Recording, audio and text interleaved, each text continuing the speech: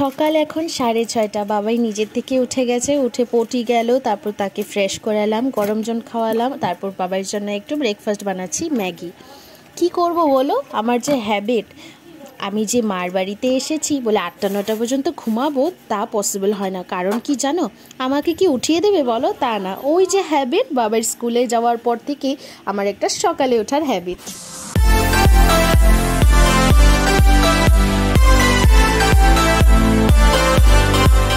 ম্যাগিটা বানানো হয়ে গেলো কমপ্লিট। তো আমি ঢেকে একটু যাচ্ছি। তো চলো তোমাদেরকে দেখাই ঘরের অবস্থা, মানে আমাদের বড় ঘরের অবস্থাটা দেখো, একদম অন্ধকার অন্ধকার হয়েছে। আমার মা বোন ঘুমাচ্ছে, আর বাবার সোনা কোথায় তোমরা গ্যাস করো কোথায় হতে পারে?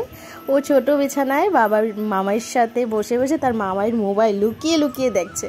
তো এরই মাঝখানে আমি একটু টুকটাক করিনি, কারণ মা আমাকে কিছু কাম করতেই দেয় না। আমি যতবারই মাদের বাড়িতে আসি না কেন, আমাকে কিছুই করতে দেয় না, বলে তুই তো ঘরে করতেই থাকিস, তাহলে এখানে আর কি করবি বল, এত তো কাম নেই। তথাপি আমি যা টুকটাক পারি করি আর কি, মা ওঠার আগে আগে, না হলে মা উঠলে কিন্তু আমাকে কিছুই করতে দেবে না। সেটাই কি আর করছি বলো, ঘরটা একটু ঝাড় দিয়ে দিয়েছি, আর যাচ্ছি ঘরটা ঝাড় দিয়ে ভাবছি উঠানটা একটু ঝাড় দিয়ে দেবো, কারণ রৌদ্রটা বেশি উঠে গেলে আবার মার ঝাড় দিতে একটু কষ্ট হবে। সবসময় তো আর মার হেল্প করা হয় না বলো, কি করব বলো, বিয়ে তো হয়ে গেছে, সবসময় তো আর মার হেল্প করতে পারি না। তো যখনই আসি তখন চেষ্টা একটু করি, যদি করতে পারি, না হলে মা কিন্তু কোনো কাজে আমাকে করতে দেয় না। এই কথাটা আমি মিথ্যা কথা বলতেই পারবো না। আর আমার বোনও না রান্না করতে দিবে না কোনো কাজ করতে দিবে, এটা একদম অপ্রিয় সত্য কথা। তো এদিকে আমি ঝাড়ু দিচ্ছি, আর সেদিকে দেখো আমার আরেকটা কামও হয়ে যাচ্ছে, বাবার খাবারটা ঠান্ডা হয়ে যাচ্ছে। এরই ফাঁকে আমি চলে যাই উঠানে। তো উঠানটাও একটু ঝাড় দিয়ে দিলাম। রোডটা তোমরা দেখতে পেলে তো, সময় মাত্র 6টা, কয়টা বাজে 6:40। তো এরই মাঝখানে কিন্তু আমি উঠানটা ঝাড়ু দিয়ে দিচ্ছি, কারণ এর চেয়ে পরে 7টার পরে কিন্তু আর উঠানে দাঁড়ানোই যাব না, কারণ প্রচুর রোদ উঠে যায়, প্রচুর। তো তার জন্যে আর কি এতটুকু করে নিয়েছি। আর উঠানটা আজকে আমি ঘরে ঝাড় দিয়ে দিলাম, তার জন্য ঝাড়ুটা ধুয়ে রেখেছি। আর ভেবেছিলাম স্নান করব, পসিবল হলো না গো, কারণ রোদ্রে আমার শরীর অস্বস্তির লাগছিল। তার জন্য আমি স্নান না করেই ঘরে চলে আসলাম হাত পা ধুয়ে। ততক্ষণে বাবার খাবারটা হয়ে গেল ঠান্ডা, বাবাইকে খাওয়াচ্ছি। বাবার খাবার ঠান্ডা হলো, বাবার প্রথম যখন দেব 1 চামচ, তখন তার মুখে গরমই লাগে, যতই ঠান্ডা দেই না কেন। তো চলো দেখো এখন টাইম কয়টা বাজে, সময় বাজছে এখন সকাল 8টা, আর বাবাইকে খাওয়াতে খাওয়াতে টাইম অনেক হয়ে যাবে। তো এরই মাঝে খাওয়াটা কমপ্লিট করে আমি চট করে চলে গেলাম একটু জল উঠাতে। আমাদের কুয়ার পাড়ে তোমরা দেখতেই বুঝতেই পারছো যে কেমনটা রোদ উঠেছে। সব সময় আমার মা এইভাবে রোদে দাঁড়িয়ে দাঁড়িয়ে জল উঠায়, তো কখনো তো আর হেল্প করতে পারি না। খুবই ভালো লাগে যে যদি মাকে একটু হেল্প করতে পারি, সেটাই আর কি। আর তারা ঘুমের থেকে উঠে যে দেখলো আমার কাজগুলো আমি করে নিয়েছি, এক চোট বকা তো দিয়েছে, তারই মাঝখানে তারা চোট করে বসে গেল নিজের নিজের কামে, যে রুবি এত কিছু করে নিয়েছে, আমরা এত ঘুমালাম সেটা বলে। কিন্তু তা না, আমি যে সকালে উঠি বলো সেটাই। আর দেখো এদিকে মাছালা এসেছে, কিন্তু আমরা মাছ নেব না, নিরামিষ খাবো বলে ভেবেছি, কারণ মাছ মাংসটা রোদ উঠলে আমি খেতেই পারি না। অনেক ট্রাই করলাম গেটে তালাটা খোলার, আমি আর পারলাম না, পসিবল হলো না, টাইট ছিল।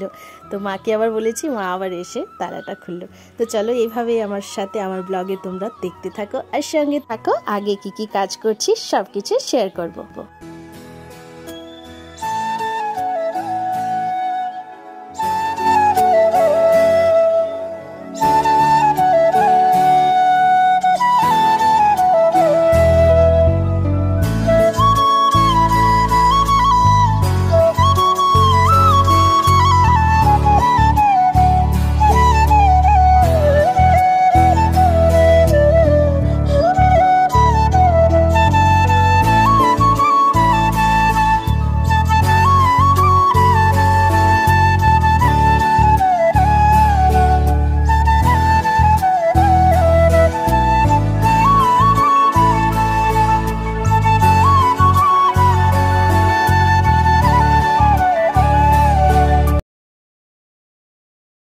রান্নার কিন্তু রেডি হচ্ছে আস্তে ধীরে। তো কি কি রান্না হচ্ছে এটা না হলে পরেই বলছি। এখন বর্তমান দেখো বাবাই পটি যাচ্ছে। তোমরা ভাবতে পারো ও তো সকাল উঠে পটি গিয়েছে, এখন আবার পটি যাচ্ছে কেন, পেট খারাপ নাকি? না, কোনো মতেই না।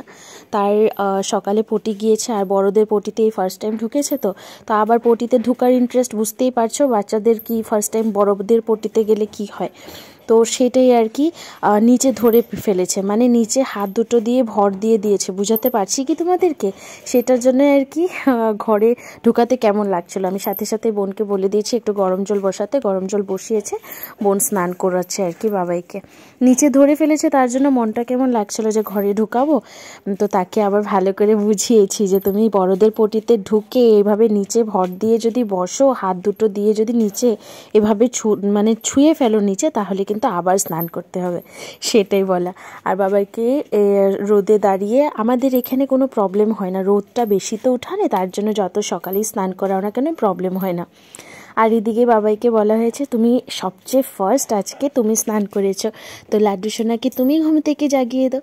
তো ওকে বলার পর ওর যে একটা ফুর্তি ঠেলা মেরেছে কি বলবো, এমন একটা হ্যাপি হয়েছে দেখো। আদর করে তো পরের কথা, একদম লাড্ডু সোনার মাথা ধরে টেনে বের করে দিয়েছে। তো কি বলবো আর, আচ্ছা বাচ্চা মানুষ যেটাই করুক না, লাড্ডুও বুঝবে। তাকে আবার চুল টুল লাগিয়ে একদম হাতে বাসি টাসি দিয়ে সব কিছু রেডি করে রেখেছে, দেখো কি সুন্দর।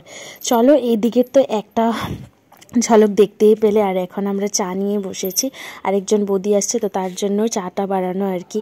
তো তারপরে রুটি বানিয়েছে মা, তো রুটি আর এই ভাজি আর চা চলবে। তো আমি রুটি ভাজাটা খেয়েও কিন্তু আবার চা একটা বিস্কুট নিয়ে বসেছি, কারণ বাবাইকেও একটু খাওয়াচ্ছিলাম আর কি। তো সেটাই। আর আজকে রোদের তো তোমাদের কাছে বলে আমি বোঝাতে পারবো না কেমনটা রোদ সকাল থেকে উঠেছে, আজকে সকাল থেকে। এর মধ্যে বাবাই বলছিল যে আজকে দুপুরে, আমাকে কিন্তু বলেনি, ও মাংস খাবে, কি দিয়ে ভাত খাবে বাবাই, তার মামাই জিজ্ঞেস করছিল, তো বলে দিয়েছে আমি হাড্ডি দিয়ে খাবো, মাংসকে হাড্ডি বলে বাবাই শোনা, তোমরা জানো। তার জন্য সাথে সাথে ও মাংস আনানো হয়েছে বাবার জন্য। তা আমি কিন্তু মোটেই মাংস খাবো না, কারণ আমার মাংস খেতে ইচ্ছাই নেই, এতটা গরম। মানে গরমে আমি দুপুরবেলা, রাত্রে যদিও খেতে পারি, দুপুরে তো এত একটা খেতে পারি না। তো সেটাই। আর এখন দেখো টাইম অনেকখানি হয়ে গেছে, মা স্নান করে এসে ঠাকুর পুজো দিয়ে দিল। আর আমাদের পাশের বাড়ি একটা ছোট্ট সোনা আছে, এই যে পুচকুটা এসেছে, ও নতুন নতুন হাসি শিখেছে, তো তাই দেখো কি মিষ্টি না হাসিটা বলো, সেটাই। আর মা পুজো দিয়ে মা আমাদেরকে প্রসাদ দিল, লাড্ডু সোনার প্রসাদ খেলাম, এটাই বসে বসে এটাই করছি, আর বেশি কিছু না। আর আজকে মার স্পেশাল দেখো, মা আজকে নিরামিষ তরকারিটা এত টেস্ট বানিয়েছে বলার মতো না। এই যে দেখো নিরামিষ তরকারিটা বানিয়েছে, শাক, পালং শাক দিয়ে আলু দিয়ে ঝোল। তোমরা ভাবতে পারো পালং শাক খুব খাই আমরা, হ্যাঁ পালং শাকটা খাওয়া হয় গো, আমরা খুব ভালোবাসি। আর মাংসটা কিন্তু আমি খাইনি, মাংসটা বাবা শোনার জন্যে। এতটুকুই দেখানো, তারপর আর চলে আসলাম দেখো ভাতটা খাওয়া, কারণ আমি খাচ্ছিলাম আস্তে ধীরে, ভিডিও করছি।